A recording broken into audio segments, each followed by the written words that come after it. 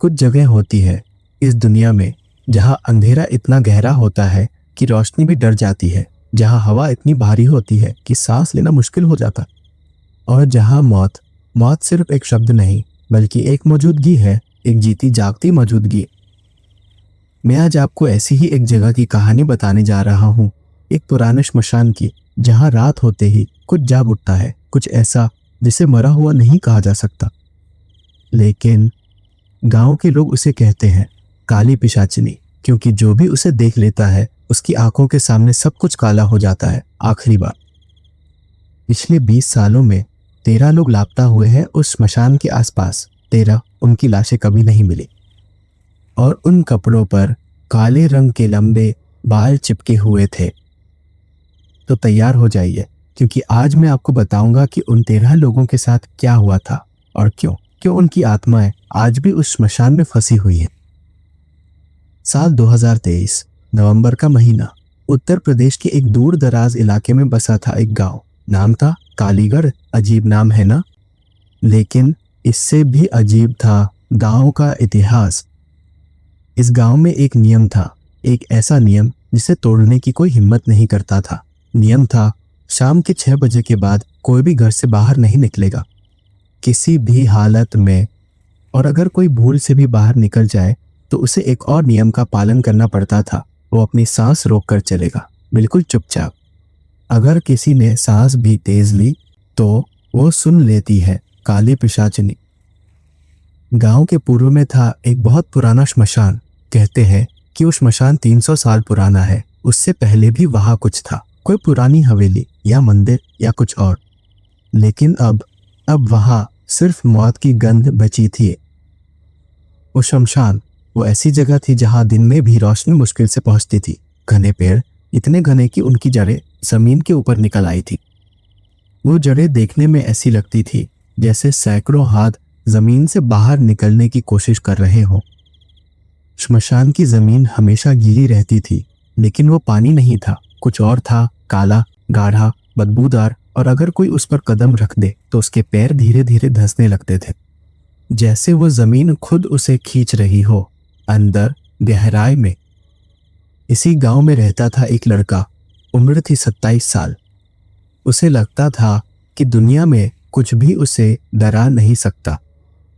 विराट शहर में काम करता था। महीने में एक बार गांव आता था अपनी बूढ़ी माँ से मिलने। उसके पिता की मौत हो चुकी थी 10 साल पहले, दिल का दौरा। कम से कम यही कहा गया था, लेकिन गांव के लोग जानते थे सच। उसके पिता को भी काली पिशाचिनी ने लिया था। रात को जब वो शराब पीकर घर लौट रहे थे तो गलती से श्मशान के रास्ते से निकल गए, फिर कभी घर नहीं पहुंचे। अगली सुबह उनकी चप्पल मिली थी श्मशान के बाहर, उसमें खून भरा हुआ था। विराट इन सब बातों को कहानियां मानता था, अंधविश्वास। उसे लगता था कि गांव के बुजुर्ग लोगों को डराने के लिए ये सब बनाते हैं। उस दिन शाम को विराट अपने 3 दोस्तों के साथ बैठा था। उनके नाम थे संजय, राहुल और अमित। चारों मिलकर दारू पी रहे थे गांव के बाहर एक खेत में। संजय ने कहा, यार विराट, तू शहर में रहता है, तुझे तो पता होगा कि ये सब बकवास है, भूत प्रेत कुछ नहीं होता। विराट ने एक घूंट लेकर कहा, बिल्कुल सब बकवास है, लेकिन यहाँ के लोग तो डरे हुए हैं, 6 बजे के बाद घरों में घुस जाते हैं। राहुल ने हंसते हुए कहा, अरे अगर तुझे इतना ही यकीन है कि कुछ नहीं होता तो चलना उस श्मशान में, अभी रात के 10 बज गए हैं। विराट ने उसकी तरफ देखा। क्या बोला तू? बोल रहा हूँ, चल उस श्मशान में। अगर सच में कुछ नहीं है तो डर किस बात का, या तू भी डर गया? विराट का ईगो आहत हो गया। उसने गुस्से में बोतल नीचे रखी। मैं डरूं? तेरी हिम्मत है तो चल मेरे साथ। अमित ने बीच में कहा, यार छोड़ो, बकवास मत करो, वहां जाने की जरूरत नहीं। लेकिन संजय ने विराट को भड़काना करना जारी रखा। नहीं यार अमित, विराट को तो साबित करना है ना कि वो बहादुर है। चल विराट, या तू सिर्फ मुंह की बातें करता है। विराट खड़ा हो गया। नशे में था, गुस्से में था और अपने ईगो में अंधा था। ठीक है, मैं जाता हूं और तुम तीनों भी आओगे। तीनों दोस्त एक दूसरे की तरफ देखने लगे। संजय ने कहा, ठीक है चलते हैं, लेकिन अगर डर गया ना तो हम तुझे कभी माफ नहीं करेंगे। राहुल और अमित नहीं जाना चाहते थे, लेकिन दोस्तों के सामने कमजोर नहीं दिखना चाहते थे, तो उन्होंने भी हामी भर दी और वो चार लोग चल पड़े स्मशान की तरफ, अंधेरे में मौत की तरफ। रात के 10:30 बज चुके थे। चांद आधा था, लेकिन बादलों ने उसे ढक लिया था। अंधेरा था, घना अंधेरा। चारों दोस्त श्मशान के बाहर खड़े थे। दरवाजा, या जो कभी दरवाजा रहा होगा, वो अब सिर्फ टूटी हुई लकड़ी के तख्ते थे। उन पर काई जम गई थी और कुछ निशान थे, खरोचों जैसे, गहरे खरोच, जैसे किसी ने नाखूनों से खुरचा हो। विराट ने अपने मोबाइल की टॉर्च जलाई। चलो अंदर चलते हैं, देखते हैं क्या है। लेकिन उसकी आवाज में अब वो कॉन्फिडेंस नहीं था, हल्की सी कंपन थी। अमित ने पीछे से कहा, यार लौट चलते हैं, यहाँ अच्छा फील नहीं हो रहा। संजय ने उसे धक्का दिया, अब पीछे नहीं हटेंगे, चल। विराट ने एक कदम अंदर रखा। उसका पैर उस काली गीली जमीन पर पड़ा और एक अजीब सी आवाज आई, चप्पट जैसे कीचड़ में पैर पड़ रहा हो, लेकिन वो कीचड़ नहीं था, कुछ और था। जैसे ही उसका पैर जमीन पर पड़ा, एक अजीब सी बू फैल गई, सरांध, मरे हुए जानवरों जैसी, लेकिन उससे भी तेज, इतनी तेज कि विराट की उल्टी आने लगी। ये क्या बदबू है यार, राहुल ने अपनी नाक पर हाथ रखते हुए कहा। कोई जवाब नहीं दिया, बस आगे बढ़ते रहे। अंदर का नजारा वो किसी बुरे सपने जैसा था। हर तरफ पुरानी आधी जली हुई चिताएं थी। कुछ चिताओं पर अभी भी राख पड़ी थी, ताजी राख नहीं, पुरानी जमी हुई सख्त। पेड़ों की डालियां इतनी नीचे तक लटक रही थी कि उन्हें झुककर चलना पड़ रहा था, और उन डालियों पर काले रंग के कौवे बैठे थे, सैकड़ों कौवे, सब चुप, सब स्थिर। बस उनकी लाल आंखें चारों दोस्तों को घूर रही थी। ये कौवे, ये हिल क्यों नहीं रहे? अमित की आवाज कांप रही थी। विराट ने टॉर्च की रोशनी उन पर डाली, कौवे हिले नहीं। चलो आगे, विराट ने कहा, लेकिन अब उसे भी डर लग रहा था। वो आगे बढ़े, 10 कदम, 20 कदम, और तभी राहुल का पैर किसी चीज से टकराया। विराट ने टॉर्च नीचे की और जो दिखा उससे चारों की सांस रुक गई। वो एक खोपड़ी थी, इंसान की खोपड़ी, लेकिन वो पुरानी नहीं थी। उसमें अभी भी कुछ मांस चिपका हुआ था, सड़ा हुआ मांस, और उस खोपड़ी के बगल में एक हाथ पड़ा था, कटा हुआ, उंगलियां मुड़ी हुई थी, जैसे किसी चीज को पकड़ने की कोशिश कर रहा हो। अमित की उल्टी हो गई वहीं जमीन पर। संजय चीखा, भागो यहां से अभी। लेकिन जैसे ही वो पलटने लगे, सब रुक गए, क्योंकि दरवाजा जिससे वो अंदर आए थे वो अब वहां नहीं था। उसकी जगह एक दीवार थी, पुरानी टूटी फूटी दीवार, जैसे वो हमेशा से वहां थी। ये कैसे हो सकता है? विराट की आवाज में अब डर साफ था। राहुल उस दीवार तक भागा, अपने हाथों से छूने लगा, धक्का लगाया, खुलो खुलो भाई। लेकिन दीवार नहीं हिली, ठोस थी, बिल्कुल असली। और तभी हवा रुक गई, बिल्कुल रुक गई, कौवे भी गायब हो गए, सब कुछ स्थिर हो गया। और फिर एक आवाज बहुत दूर से, बहुत धीमी, एक औरत की हंसी, लेकिन वो हंसी वो किसी इंसान की हंसी नहीं थी। एक आवाज, स्त्री की आवाज, लेकिन वो इतनी भारी थी, इतनी गहरी, जैसे कई आवाजें एक साथ बोल रही हो। चारों दोस्त जम गए, किसी की हिम्मत नहीं हो रही थी पलट कर देखने की। विराट ने धीरे से पलट कर देखा, और जो उसने देखा वो उसकी जिंदगी का सबसे डरावना पल था। दूर, लगभग 30 फीट दूर, एक काली परछाई खड़ी थी, एकदम काली, जैसे अंधेरे ने शक्ल ले ली हो। लेकिन उसमें दो चीजें चमक रही थी, दो आंखें, पीली, चमकदार, जैसे जानवर की आंखें। वो परछाई, वो धीरे धीरे बड़ी होती जा रही थी, फैलती जा रही थी, जैसे वो उन्हें निगलने आ रही हो। भागो, विराट चिल्लाया। चारों दौड़ पड़े, बिना सोचे, बिना देखे, बस भागते रहे। अंधेरे में पेड़ों के बीच जड़ों से ठोकर खाते, गिरते, फिर उठते और भागते रहते। लेकिन वो परछाई, वो भी उनके पीछे आ रही थी, और उसकी स्पीड बहुत तेज थी। अचानक अमित को कुछ पकड़ लिया, उसका पैर। उसने नीचे देखा तो एक काला हाथ उसका पैर पकड़े हुए था। लंबी नुकीली उंगलियां, नाखून नाखून कम 6 इंच लंबे थे, धारदार जैसे चाकू। बचाओ, मुझे बचाओ, अमित चिल्लाया। संजय पलटा। उसने अमित का हाथ पकड़ने की कोशिश की, लेकिन वो काला हाथ खींचने लगा इतनी ताकत से कि अमित का पैर, उसकी हड्डी चटकने की आवाज आई। अमित की चीख निकली और फिर वो हाथ उसे खींच लिया। अंधेरे में पैरों के बीच अमित की चीख गूंजती रही, फिर धीरे धीरे कम होती गई और फिर सन्नाटा। तीनों बचे हुए दोस्त जम गए। अमित गायब हो गया था। बस उसकी एक चप्पल पड़ी थी, उसमें से खून टपक रहा था। अमित, राहुल की आवाज लड़खड़ाई। कोई जवाब नहीं आया। विराट ने कहा, भागो, अभी भागो। वो फिर से भागे, लेकिन अब उनकी हिम्मत टूट चुकी थी। अब वो जानते थे यहां से बचना असंभव था। वो एक पुरानी चिता के पास रुके। सांस लेने के लिए दिल इतनी तेजी से धड़क रहा था कि लगता था बाहर निकल जाएगा। संजय ने कांपते हुए कहा, हमें यहां से निकलना होगा, कोई रास्ता होगा। विराट ने चारों तरफ टॉर्च घुमाई।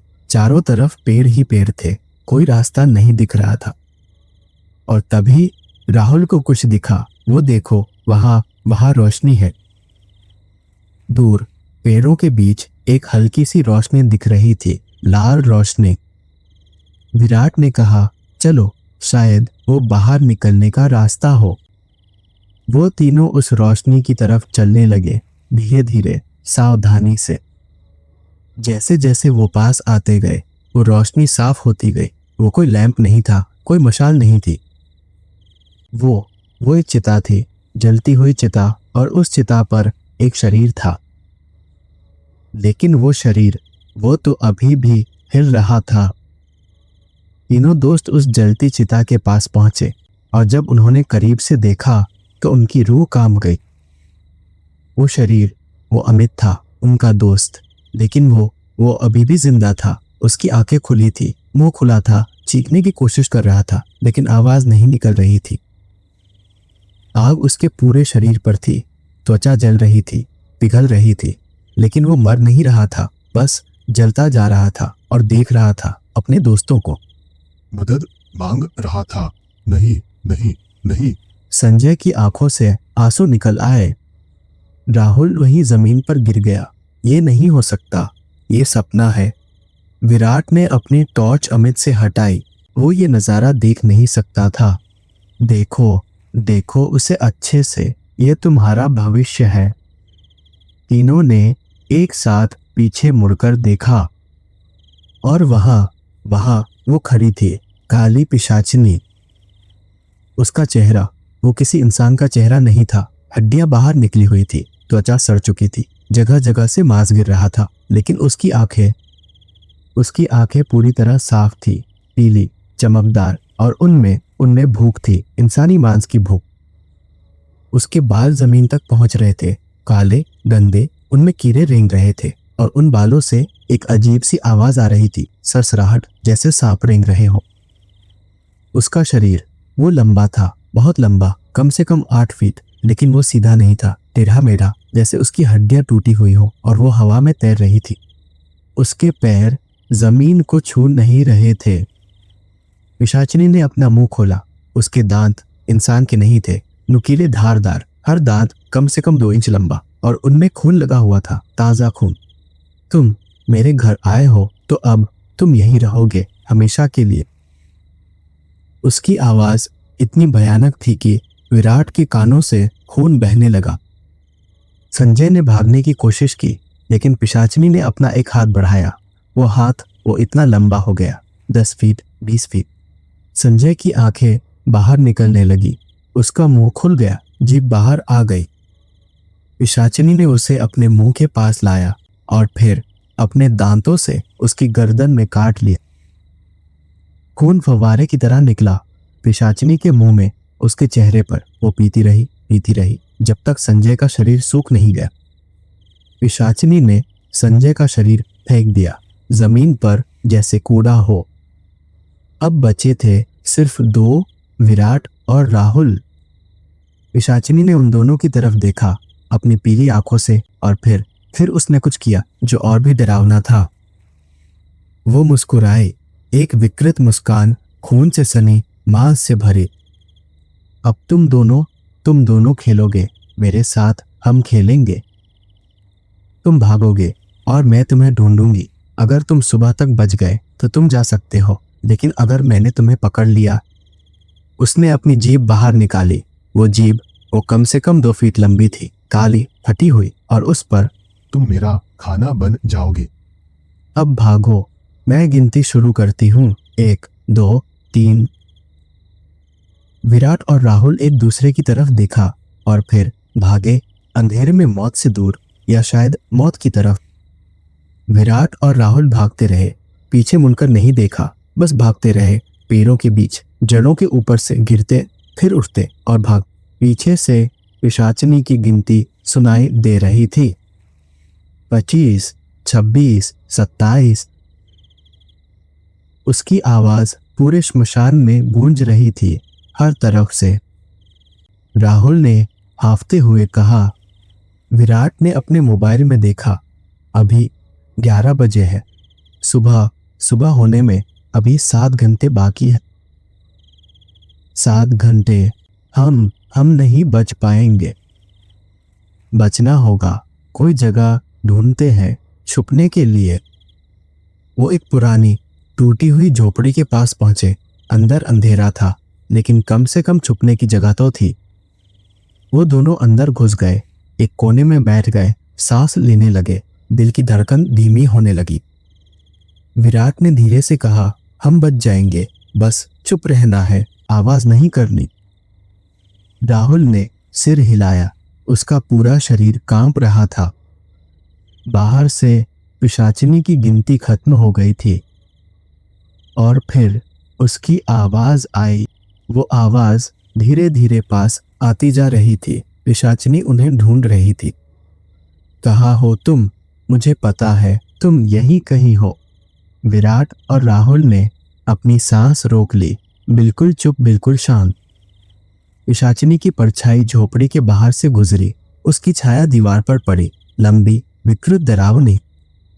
वो आगे बढ़ गई, उसकी आवाज धीरे धीरे दूर होती गई। राहुल ने राहत की सांस ली। वो चली गई। लेकिन विराट को कुछ अजीब लग रहा था। उसने चारों तरफ देखा। झोपड़ी के अंदर कुछ था। दीवार पर खरोचों के निशान थे, बहुत सारे, और उन निशानों में कुछ लिखा था। विराट ने अपनी टॉर्च उस पर डाली। बचाओ, मुझे बचाओ, वो आ रही है, वो मुझे खा जाएगी। ये शब्द बार बार लिखे थे, सैकड़ों बार, खून से, सूखे हुए खून से। और तभी विराट को कुछ और दिखा। कोने में एक लाश पड़ी थी, सड़ चुकी, लेकिन उसके कपड़े, वो उसके पिता के कपड़े थे। विराट की आंखें फटी की फटी रह गई। पिताजी। वो लाश के पास गया, हाथ बढ़ाया, लेकिन जैसे ही उसने छुआ, वो लाश टूट गई, धूल हो गई। पिताजी, मुझे माफ कर दो। राहुल ने उसका कंधा पकड़ा। विराट, हमें यहां से जाना होगा अभी। लेकिन तभी बाहर से झोपड़ी की दीवार टूटने की आवाज। पिशाचिनी ने दीवार तोड़ दी।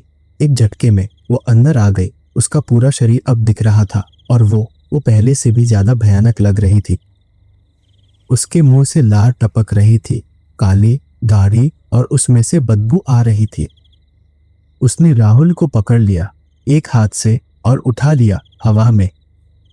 राहुल चीखा, विराट, भाग भाग जा। लेकिन विराट जम गया था, हिल नहीं पा रहा था।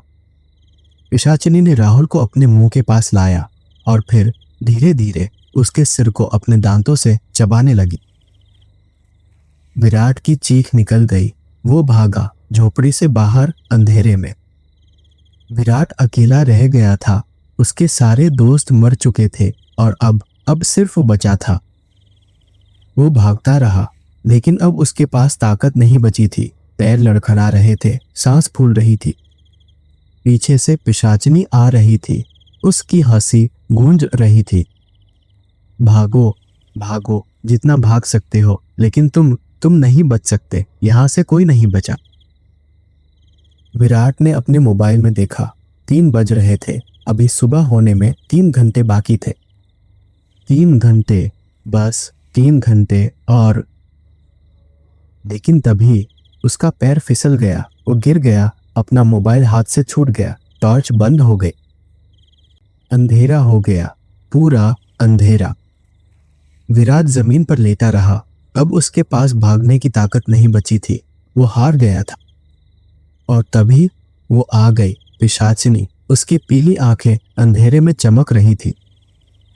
वो विराट के ऊपर झुकी, उसका चेहरा विराट के बिल्कुल पास लाया, इतना पास कि विराट को उसकी सांस महसूस हुई, सड़ी हुई मांस की गंध। खेल खत्म हो गया, जीव निकालने दहा के यार के सिद्धेश्वर व्यापार में है। उसने अपना मुंह खोला, वो विकृत भयानक मुंह, दांत चमक रहे थे, लार टपक रही थी। विराट ने आंखें बंद कर ली, अब सब खत्म होने वाला था। और फिर पिशाचिनी ने उसे काट लिया। अगली सुबह गांव के कुछ लोग शमशान के बाहर आए, क्योंकि रात को उन्हें चीखें सुनाई दी थी। उन्होंने अंदर देखा, लेकिन कुछ नहीं मिला। कोई लाश नहीं, कोई खून नहीं, बस 4 जोड़ी चप्पलें पड़ी थी, उन पर खून के छींटे थे। गांव के बुजुर्गों ने सिर हिलाया, उन्हें पता था क्या हुआ होगा। काली पिशाचिनी ने फिर से शिकार किया। 4 जवान लड़के फिर से। पुलिस को बुलाया गया, लेकिन कोई सबूत नहीं मिला, केस अनसुलझा रह गया। विराट की मां रोती रही, अपने बेटे को ढूंढती रही, लेकिन विराट कभी नहीं मिला। और आज भी जब कोई उस शमशान के पास से गुजरता है तो उसे आवाजें सुनाई देती हैं, चीखें, मदद की गुहार और एक औरत की हंसी, काली पिशाचिनी की हंसी। गांव वाले अब और सख्त हो गए हैं। अब वो सूरज ढलने से पहले ही घरों में घुस जाते हैं, और अगर कोई बाहर है तो उसे जबरदस्ती अंदर कर दिया जाता है, क्योंकि वो जानते हैं काली पिशाचिनी अभी भी वहां है, भूखी, इंतजार में अगले शिकार का।